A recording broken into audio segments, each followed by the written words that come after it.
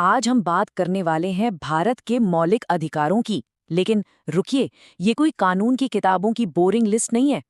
नहीं, ये वो ढाल है, वो शील्ड है जो हर नागरिक को सरकार की ताकत से बचाती है।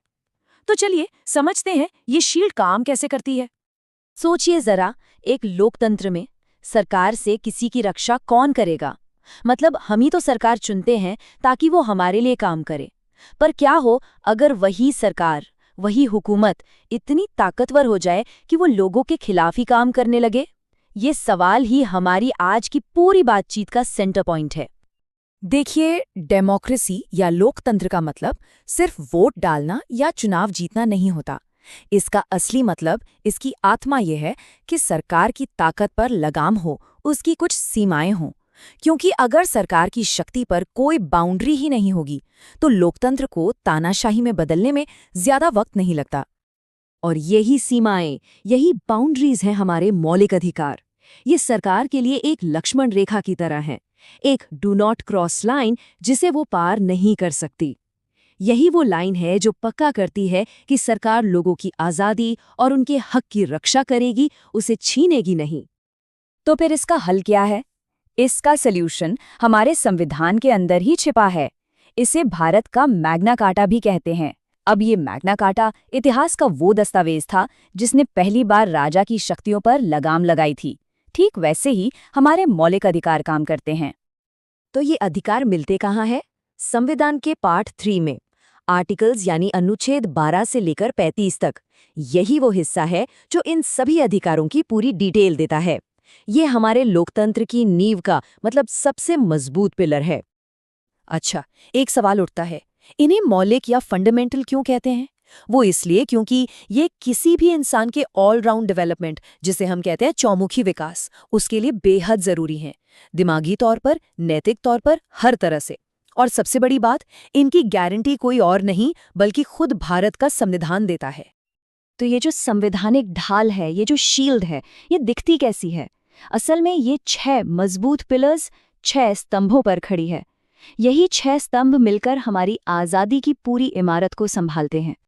ये हैं वो 6 अधिकार: समानता का अधिकार, आज़ादी का अधिकार, शोषण के खिलाफ अधिकार, धार्मिक स्वतंत्रता का अधिकार, सांस्कृतिक और शिक्षा से जुड़े अधिकार और आखिर में संवैधानिक उपचारों का अधिकार। ये सब मिलकर एक ऐसा सुरक्षा कवच बनाते हैं जो हर नागरिक को बराबरी, आज़ादी और सम्मान की जिंदगी की गारंटी देता है। हर अधिकार का अपना एक खास काम है जो जिंदगी के अलग अलग पहलुओं को बचाता है। पर एक दिलचस्प बात यह है कि ये लिस्ट हमेशा से ऐसी नहीं थी। इसकी सबसे अच्छी कहानी है संपत्ति के अधिकार की। पता है, 1978 से पहले संपत्ति का अधिकार भी एक मौलिक अधिकार था। कुल 7 अधिकार थे। लेकिन फिर 1978 में 44वां संशोधन हुआ और इसे मौलिक अधिकारों की लिस्ट से हटा दिया गया। आज ये एक लीगल राइट है, मौलिक नहीं। ये दिखाता है कि हमारा संविधान एक पत्थर की लकीर नहीं है। ये समय के साथ बदलता है, विकसित होता है। अब यहाँ एक बहुत ज़रूरी बात आती है। ये अधिकार बहुत शक्तिशाली हैं, इसमें कोई शक नहीं, लेकिन ये अनलिमिटेड नहीं है। यहीं पर एक बैलेंसिंग एक्ट शुरू होता है।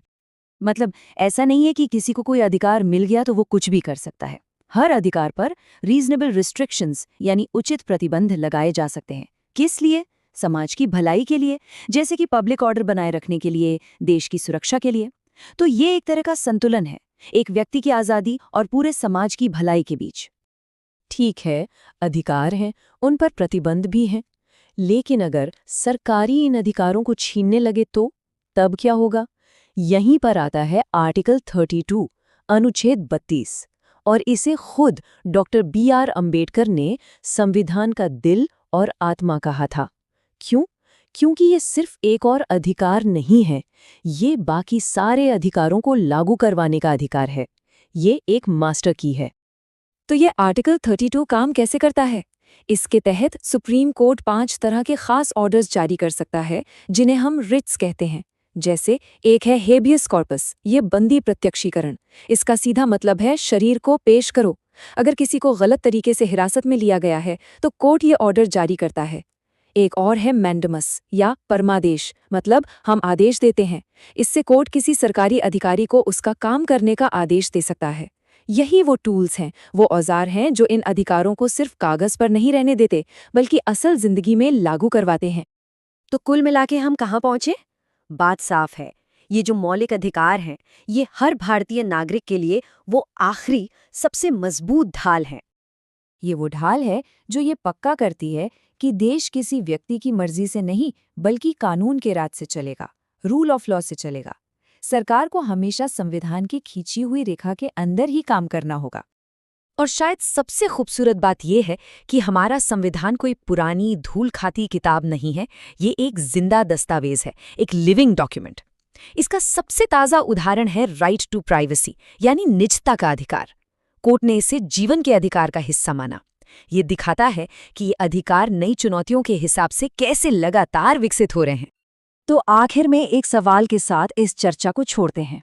अगर हमारा संविधान ऐसे ही विकसित होता रहेगा, तो आने वाले कल के भारत के लिए, भविष्य के लिए, इन मौलिक अधिकारों में से कौन सा अधिकार सबसे ज्यादा जरूरी, सबसे ज्यादा महत्वपूर्ण साबित होगा? सोचिएगा जरूर।